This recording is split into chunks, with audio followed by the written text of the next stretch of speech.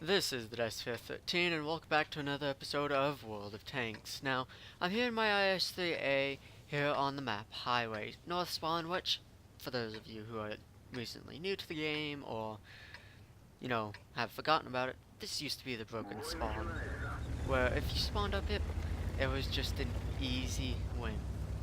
Well, I'm not going to make that too difficult, but, you know, it's another win.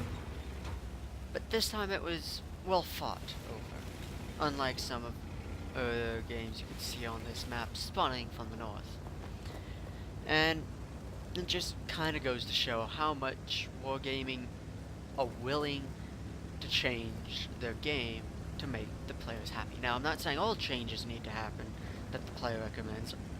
Some of us players are stupid and don't actually know, oh, premium ammo should just be dropped. Well, the game was made with premium ammo in mind, so that's not gonna work. Oh, premium consumables such as instant fire extinguishers and yeah, that's not gonna go anywhere anytime soon. Well, premium tanks, well, no, those don't go anywhere either, and stuff like that. And they are trying to do their best to make sure that the game is even, balanced, working correctly, working as intended. And maybe one side has a bit harder time because the map's not symmetrical all the time.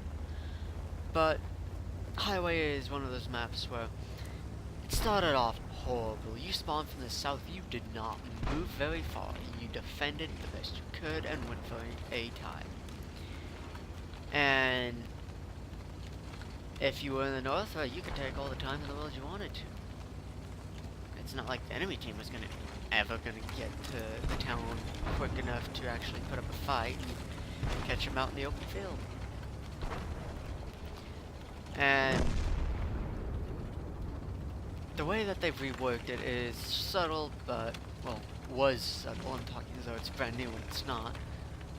But it was subtle, and that's a graphical glitch right there. That wall is technically still up. There you go. That wall's still down. But it used to be where the buildings Tiger 2 and I want to say OI? I can't really tell. Small screen. Sorry if I'm wrong. But those buildings used to not exist. And you can imagine how well that went over. It was a simple, get to this position and you win. Now, as you can see, the two shells that have gone into me, done damage. Premium ammo. Not exactly, really needed. But in this kind of matchup, I could understand. I mean, there's tier 10s, tier 8 tank. I'm not, completely expecting not to have gold in the game, but shooting it at me is a bit of a waste. I mean, I'm another tier 8 tank. That Jagdpanzer E100, yeah, I can see somebody throwing a lot of gold at it, especially if you're tier 8. But yeah, a Tiger 2 throwing gold at a IS-3 essentially. Someone has had a very, very bright idea. It's totally not dropped on his head as a child. And yeah, he backed out to get a better position, but he handed this area over to me. It's not like, I fought really hard. He shot at me 3 times and hit me twice. Took off half my health. And now I've got him. I'm pretty darn sure that I can get around and yeah, I could expect to have his gun pointed this way because no one else was over there. But kind of felt like, at least as far as this has gone so far, the enemy team haven't been really given a fight down here. And that's because they've taken the A1 area and have charged across the field and are threatening our camp. So, seeing as how, a tier 8 and a tier 8 are unspotted, I have a pretty good idea that where they are, and I am very, very concerned about Cap right now. I mean, yes, we could all charge across the field and eventually pick off their tank destroyers and their artillery, but before we can even get down to there, they're gonna overrun our base, and we're gonna lose it. It's going to come down to who can go across the field fastest, give caution to the wind to, some tank destroyers, medium tanks, heavy tanks, and get Cap reset just enough, hit the right tank just enough to at least get a draw. Or, best case scenario, a win. Worst case scenario, a loss. Yeah, I'm not up for that kind of RNG, so heading back, I'm tier 8. It's not like, I'm supposed to be doing a whole ton of stuff anyway. So I might as well come back here and at least offer a presence. Where, yes, I may not be able to do much against some of the enemy tanks over here, but at the same time, nobody is going to be willing to just roam out in front of a gun.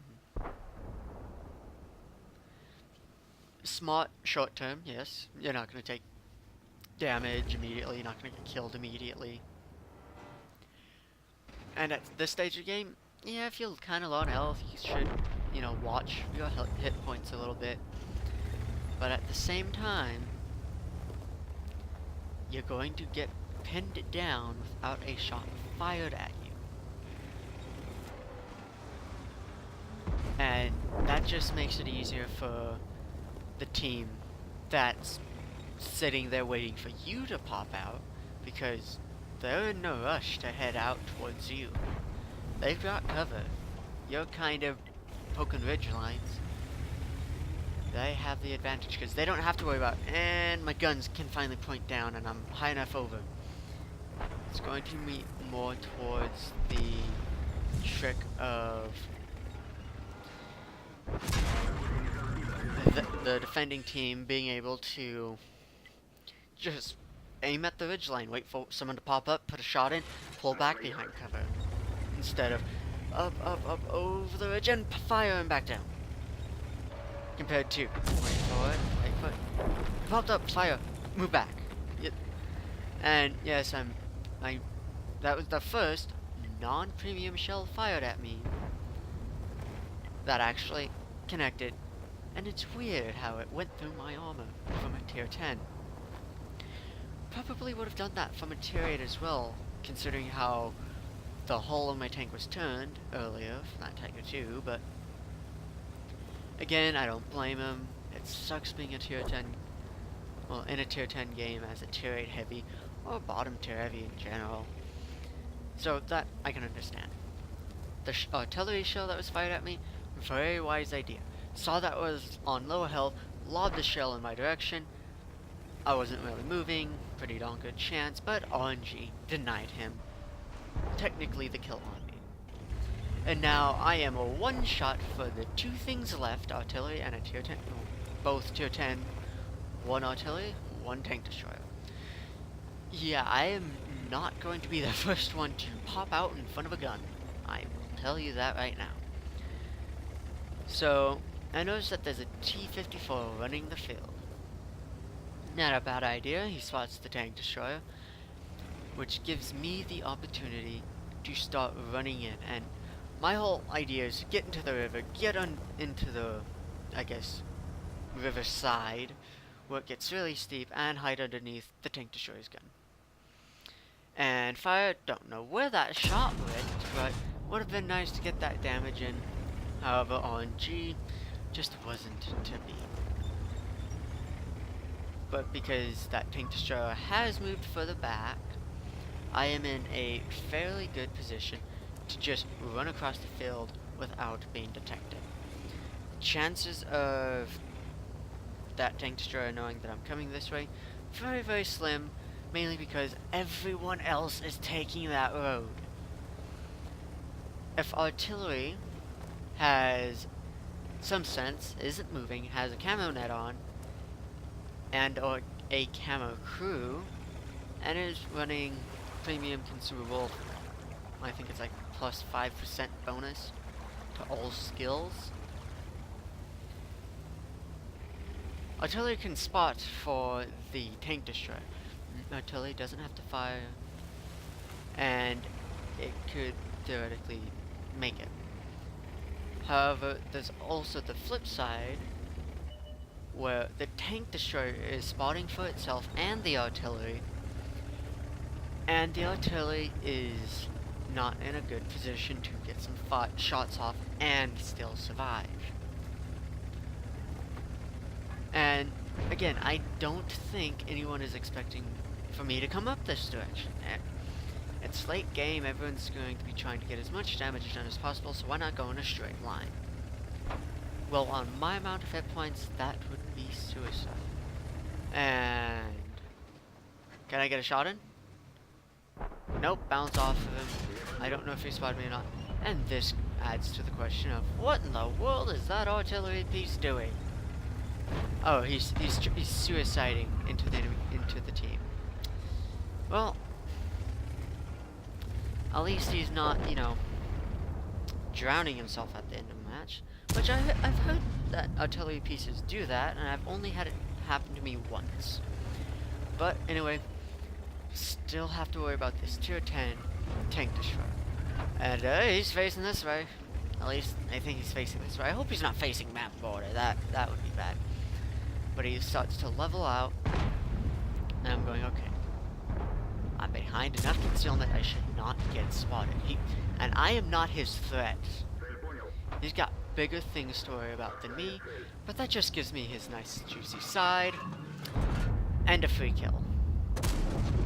And this is the result. Not bad.